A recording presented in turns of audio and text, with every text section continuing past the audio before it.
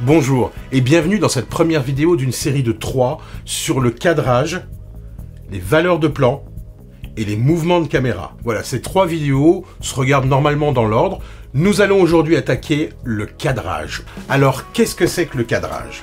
Si je prends une caméra et un comédien vu du dessus, que je définis le champ, ce qu'on filme ici en vert, tout ce qui est à l'extérieur du champ s'appelle le hors-champ. Eh bien, le cadre, c'est ça. C'est ce qui est dans cette partie verte. C'est ça le cadre, c'est ce qu'on filme. Ok? C'est tout simple à retenir. Alors maintenant, attention. Regardez bien. Je vous montre une image pendant 1 seconde. Alors, vous avez vu cette image. Pour quelle raison? On va parler de lecture d'une image. En 1 seconde, votre œil a balayé cette image d'une certaine manière pour vous donner une vue d'ensemble. Pourquoi? Eh bien parce qu'on l'a déjà vu dans une vidéo, le champ de vision est assez restreint, avec la couleur, le point et toutes les informations, c'est assez petit.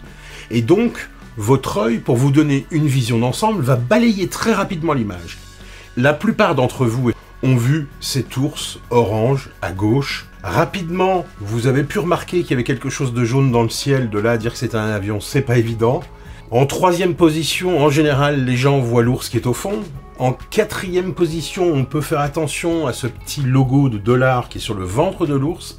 Et à la toute fin, vous avez pu remarquer un ours à droite, et en fait, c'est pas un ours, c'est juste la tête. Alors, je vais vous expliquer pourquoi vous avez vu les choses dans cet ordre-là.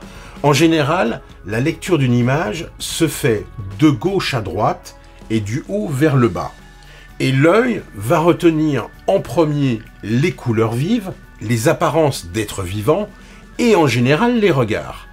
Ça vous permet de comprendre que l'œil a une manière de lire les images. Donc, quand vous allez cadrer pour vos films, vous allez amener les gens à regarder certaines parties plutôt que d'autres, en sachant qu'au départ, l'œil humain, il fait déjà un peu ce qu'il veut. Alors on continue maintenant dans le cadrage et on va parler de la règle des tiers et des lignes de force. Alors ça, c'est quelque chose qu'on va essayer de comprendre très rapidement ensemble et vous allez pouvoir le mettre en application. Alors c'est quoi la règle des tiers? Eh bien ça nous vient du monde de l'art qui lui-même a utilisé le nombre d'or qui nous permet de calculer cette grille qui partage l'image en 3 tiers égales, horizontales et verticales. Ces lignes se croisent à des endroits qu'on va appeler les points forts. Eh bien, je peux vous assurer que quand vous placez sur ces lignes fortes ou sur les points de force, quand vous placez des choses, eh bien, vous allez avoir toute l'attention de vos spectateurs. Regardons ça par l'exemple. Regardez ce personnage. Il est parfaitement centré, le regard est face à nous, le nez et les yeux sont au centre de l'image. Eh bien, si on place notre grille que vous avez en général dans vos appareils photo, alors, je vous conseille pas de la laisser tout le temps parce que sinon vous n'allez plus vivre, vous ne regarderez que ça. Là, si on affiche notre grille, ça correspond à rien du tout. Ni l'horizon, ni les yeux, ça correspond pas. On va donc changer le point de vue de prise de vue pour pouvoir amener l'horizon sur une ligne, les yeux sur une autre, et vous allez voir que ça change beaucoup de choses. Regardez, maintenant mon personnage, si je mets ma grille, l'horizon et les yeux sont posés sur une ligne, je regarde, j'ai une image, c'est agréable. Dans tous les cas, cette image est mieux cadrée que celle d'avant. Regardez, on va les mettre côte à côte. Vous voyez, il n'y a quand même pas photo. En général, on essaye de placer les choses fortes sur les lignes fortes ou sur les points forts. Ok? Alors on va regarder avec un personnage qui n'est plus face à nous, qui a une action plus ou moins. Je l'ai mis au centre. J'ai mon horizon qui est aussi au milieu.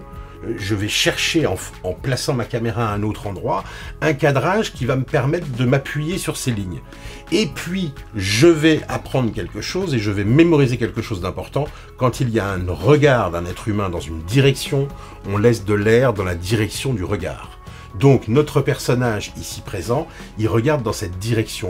Donc, on va laisser de l'air devant son regard. On va à la fois se déplacer pour mettre sa tête sur un point fort, l'horizon sur une ligne forte et laisser de l'air devant. Ça donne quoi? Regardez, ça donne ça.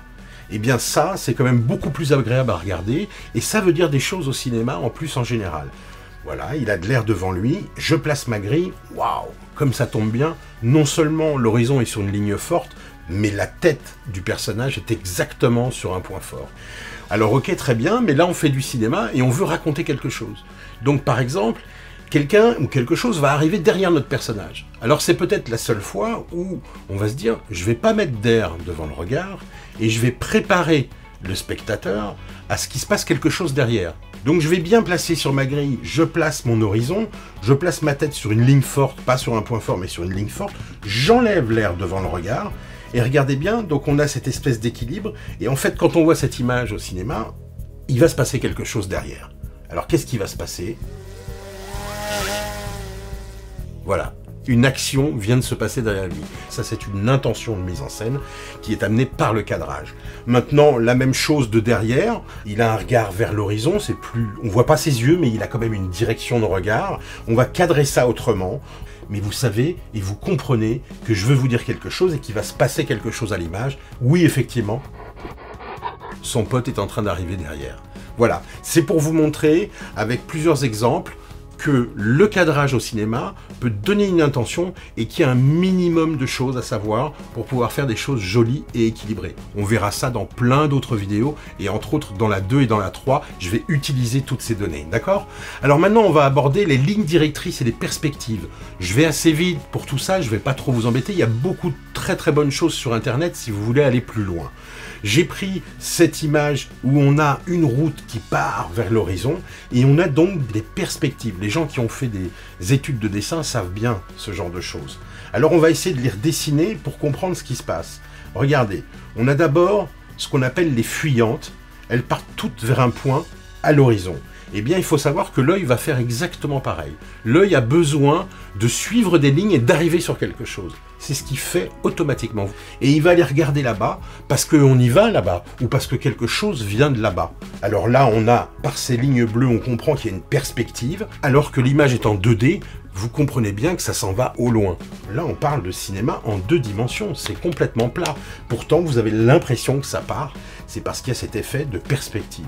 Alors, on est bien cadré parce que si on met la grille, on a ce point très important d'horizon où on veut aller, ou alors notre personnage est là-bas, qui se trouve sur un point fort, et donc ça paraît très bien équilibré. Si par exemple on avait mal cadré, on aurait fait ça, c'est pas catastrophique, mais c'est pas aussi bien cadré, et si vous voulez, à droite là, quelque part il me manque un arbre, on me montre une maison avec de la paille, qu'est-ce qu'on veut me montrer? Quand l'œil va s'appuyer là-dessus sur un plan un peu long, on va se demander, mais qu'est-ce qu'on a voulu me dire là, à droite du cadre? Voilà pourquoi on cadre équilibré, ok?